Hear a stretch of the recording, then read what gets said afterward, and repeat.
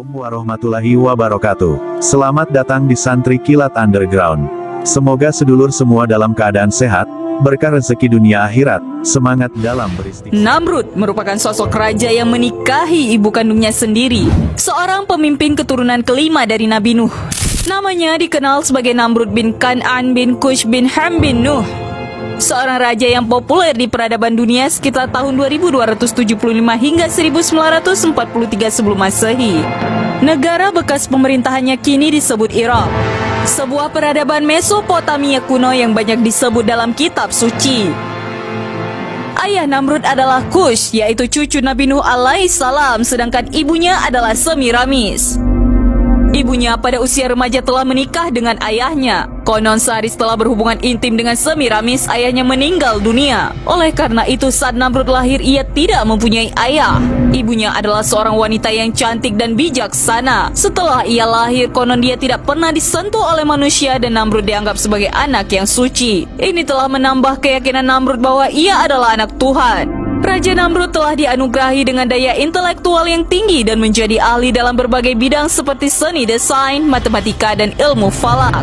Dia telah menemukan sistem seksagesimal yang membagikan lingkaran ke 360 derajat, 1 jam ke 60 menit, dan 1 menit ke 60 detik. Selain itu, dia menetapkan bahwa satu hari dibagi menjadi 24 jam, setiap jam ke 60 menit, dan 1 menit ke 60 detik. Menurut dia, hari dimulai pada waktu tengah malam dan bukannya pada waktu matahari terbenam seperti yang dipercaya oleh kaum sebelumnya. Di samping itu, Namrud mahir dalam perhitungan matematika dalam konstruksi bangunan-bangunan besar, jembatan, kuil, istana, dan bendungan.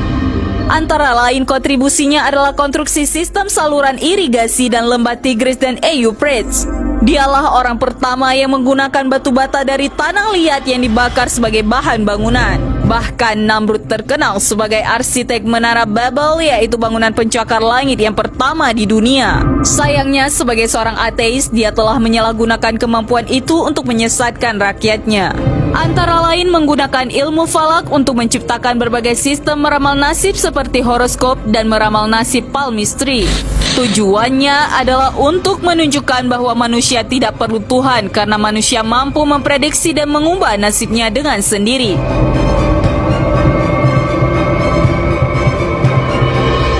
Selain itu, ia membangun banyak bangunan dan berhala yang megah dan indah agar manusia kagum dengan kehebatan ciptaannya sendiri. Menara Babel yang berarti pintu gerbang yang sempurna merupakan kuil di mana pendeta-pendeta memuji Namrud. Tujuannya dibangun adalah untuk menaikkan sebuah bangunan yang mampu mencapai kayangan. Menurut buku sejarah para rasul dan raja, pada abad ke-9 oleh ahli sejarah Islam terkenal Al-Tabari, menara tersebut telah dihancurkan oleh Allah Subhanahu wa Ta'ala. Awalnya para pendahulunya menggunakan satu bahasa, yaitu bahasa Suryani, tetapi ia memecahnya ke 72 bahasa yang berbeda. Akibatnya mereka tidak dapat berkomunikasi satu sama lain dan tidak dapat melanjutkan pembangunan menara tersebut. Ia juga sangat meminati ilmu sihir dan menggunakannya untuk mempengaruhi pikiran rakyatnya. Konon dia mempelajari ilmu tersebut dari 2 malaikat Harut dan Marut yang pernah disebut dalam Al-Quran. Selain itu, Namrud telah memulai suatu era yang baru di mana manusia memandang rendah pada Tuhan. Rakyatnya tidak dianjurkan untuk melakukan kebaikan demi Tuhan karena baginya Tuhan yang gaib adalah lemah. Oleh karena itu, orang-orang di bawah pemerintahannya bisa mengikuti nafsu manusia seperti berpesta, seks bebas, arak, dan segala kemungkaran yang lain. Karena itulah Namrud diberi gelar Bakus atau Dewa Anggur karena ia mabuk dengan keduniaannya. Ia juga mengklaim dirinya Tuhan karena sebagai seorang manusia, dia merasa lebih tahu tentang kelemahan manusia lain dibandingkan Tuhan yang jauh terpisah dari makhluknya sendiri.